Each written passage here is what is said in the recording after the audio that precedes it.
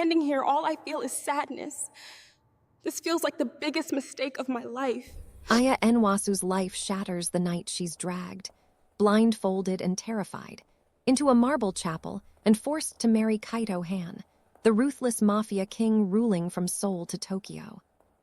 Sold off to repay her father's hidden debts, Aya is thrust into a world where luxury masks danger and her every step is watched. Kaito is cold, powerful, and impossibly unreadable, expecting obedience, yet drawn to her in ways he never admits. Trapped in a marriage built on fear and coercion, Aya must uncover the truth behind her father's betrayal while navigating the deadly shadows of Kaito's empire and the forbidden tension growing between them. Welcome to Afrokorean Storyline, where dark romance meets suspense, passion, and drama. Don't forget to like, comment, and subscribe if you love stories that grip your heart from the first second. Aya Nwosu's heels scraped against the cold marble as she was dragged forward, blindfold tight over her eyes, heart hammering in her chest. The sound of hushed footsteps echoed behind her, sharp and insistent. "You're almost there," a deep, controlled voice said from the darkness. Aya's stomach twisted. Who is he? She wondered, panic rising. When the blindfold was removed, the world exploded into light and color. Crystal chandeliers sparkled overhead, guests in designer attire turned to look, and flashing cameras captured her every movement. The man at her side, tall, dark, impossibly commanding, did not smile. "You are mine now," he said, voice low and firm, resonating through the hall. "By law and agreement, you are my wife." Aya's breath caught. Her life in Enugu, the quiet streets, her sketches, her freedom was gone.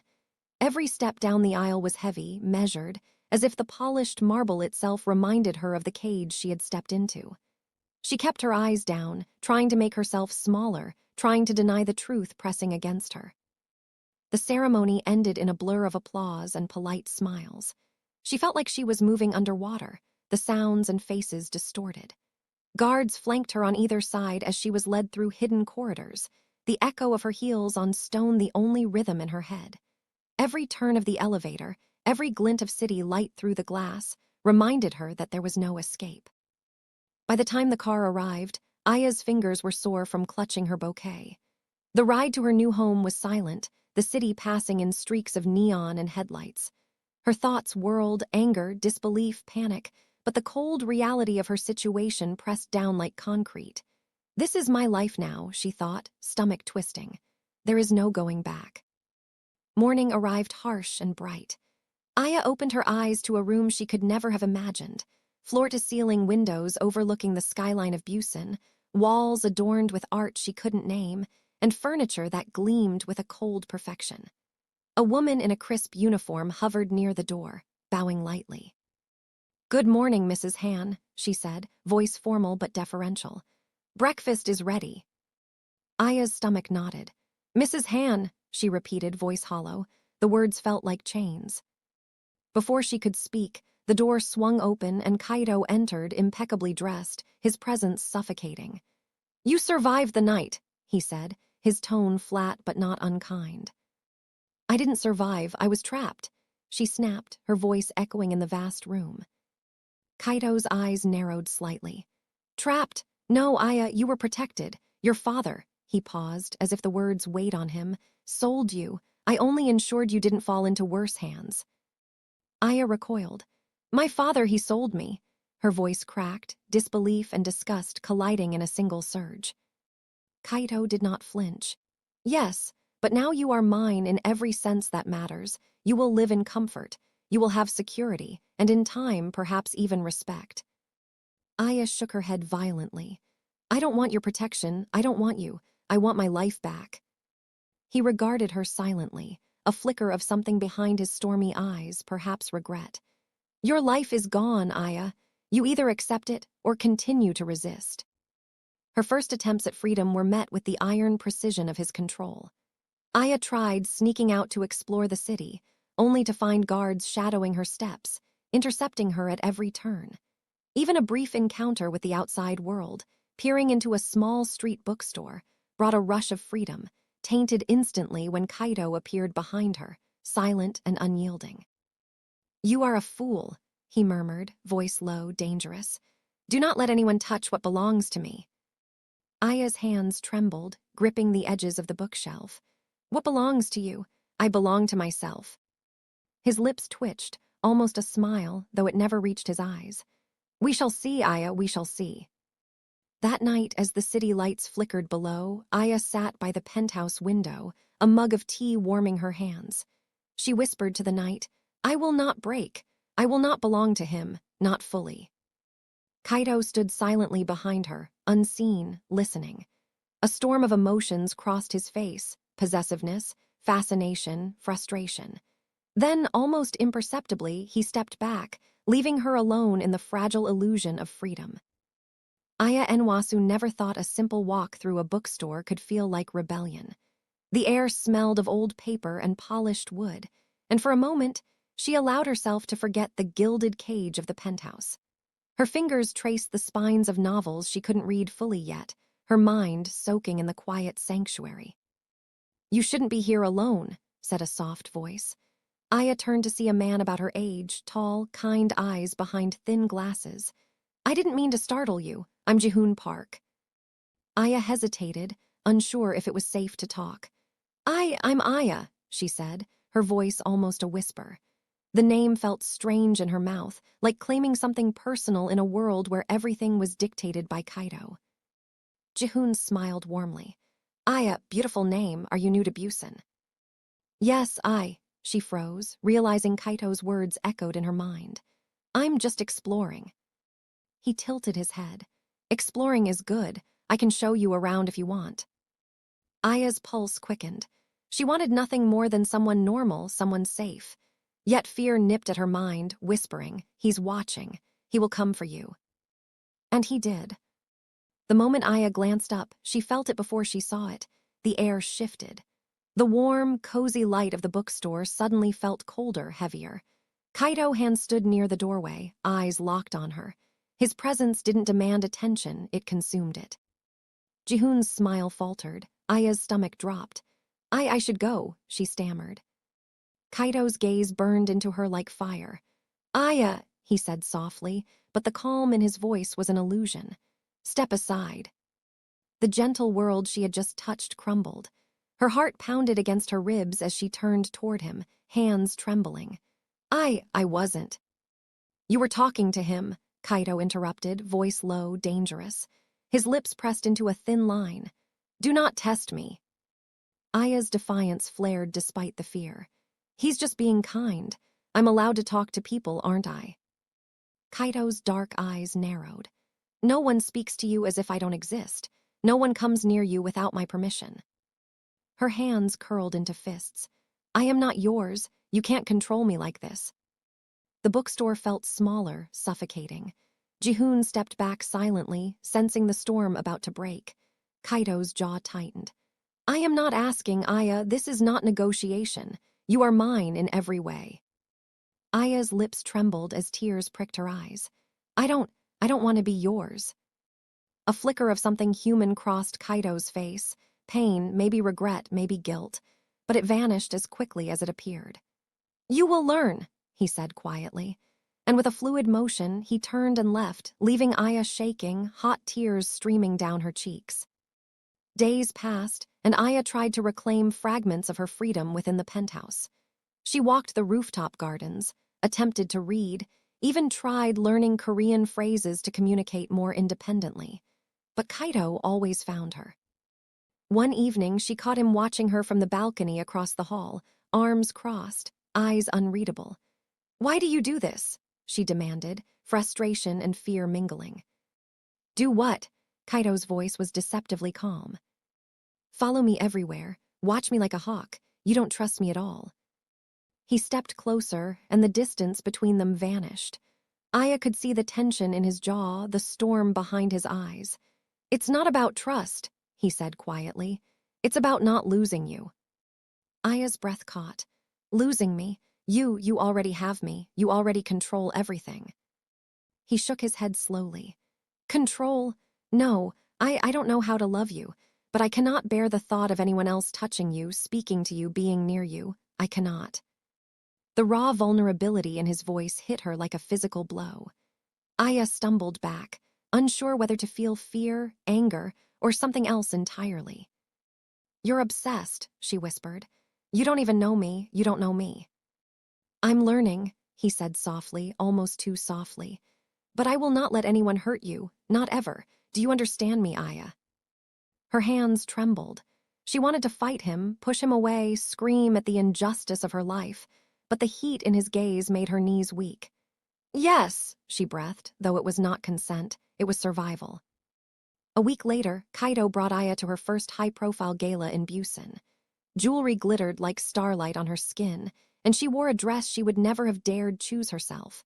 Every eye in the room found them, the feared Kaito Han and the young woman who was now his wife. Aya felt exposed, small, and painfully beautiful. "Stand tall," Kaito murmured in her ear. His hand brushed her lower back briefly, sending a jolt of awareness through her that had nothing to do with comfort. Aya wanted to hate him. She wanted to resist, to pull away. But as she faced the flashing cameras and polite bows, she saw it. People looking at her with admiration, curiosity, awe. She had never felt seen like this before. And through the crowd, she noticed the eyes she didn't want to meet. Jiwon Ryu, Kaito's bitter ex-ally, smoldering with unspoken threats. Kaito noticed too, his jaw tightening, hands curling.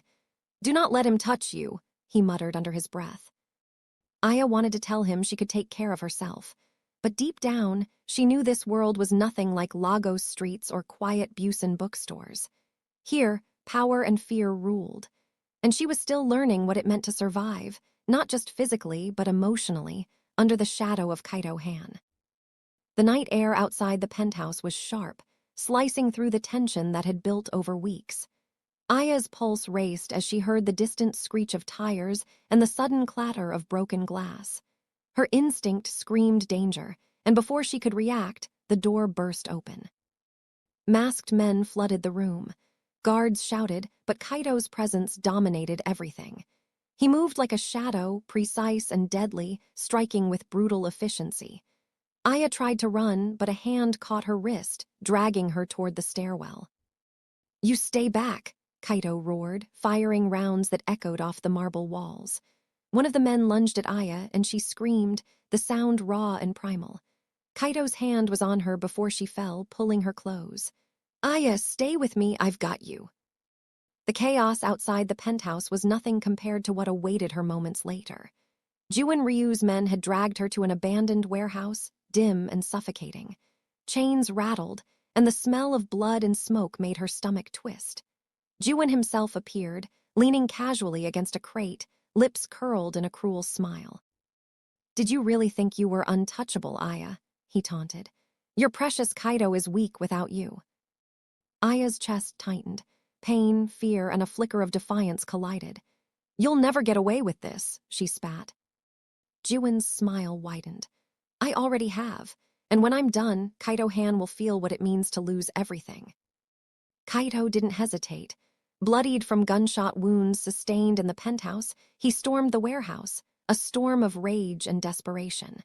Every strike was fueled by fear and love, every movement precise and lethal. The world narrowed to one purpose: bring Aya back. He found her in the dim corner, bruised and trembling. Their eyes locked, and for a heartbeat, the fear, anger, and pain they had both carried exploded silently. "You're alive," Aya whispered, her voice breaking. "I will always find you," Kaito said, voice hoarse, blood dripping from his temple. He pulled her into his arms as bullets and screams echoed around them. "Always." Jiwon lunged, and Kaito fought with the skill and fury of a man who had lost everything he loved before. By the time the fight ended, Jiwon lay defeated, and Kaito collapsed beside Aya, panting, every breath a struggle. In the hospital, Aya sat by his bed, fingers brushing the bruised and bandaged skin she had learned to fear and desire in equal measure. He stirred, groaning, eyes fluttering open. "You stayed," Kaito whispered, voice raw. "You didn't leave me." "I would never," Aya said, tears spilling freely. "I've seen who you really are, not the monster everyone fears." Kaito's hand gripped hers weakly. Not a monster, just a man who doesn't know how to love properly yet. But I want to learn. I want to, he paused, swallowing hard. I want to love you the way you deserve. Aya's chest tightened with emotion. For the first time, she allowed herself to believe him, to allow the walls she had built around her heart to crumble. Then teach me, she whispered. Teach me, and we'll learn together. Weeks passed. Kaito shifted his empire toward legitimate business ventures. Aya, now confident in her place in his world, set boundaries, education, family visits, shared decisions. Kaito agreed, not because of power, but because of love. Finally, the moment came to return to Lagos. Aya's father, once distant and deceitful, faced Kaito with trembling respect. Kaito's words were sharp but controlled. You sold your daughter. That cannot happen again. Respect is the foundation now. Aya watched, heart swelling with a mix of fear, triumph, and relief. Family began to heal. And then, in a quiet garden adorned with white lilies and Korean orchids, Kaito knelt. The kneel was different this time, not a formality, not a show of power. It was genuine, vulnerable, and entirely for her. Aya Nwosu, he said, eyes glistening. Will you marry me properly, with love, with choice, with all that we are now? Tears fell freely as Aya nodded. Yes, Kaito, I will. Their wedding blended Nigerian and Korean traditions, a symbolic fusion of two worlds and two hearts that had endured trauma, fear, and obsession to reach love. Pregnancy came, and with it, transformation. Aya felt her body change, her heart swelling with a new kind of responsibility. Kaito, once a feared king of shadows, became tender, overprotective, endlessly fascinated by the life growing inside her.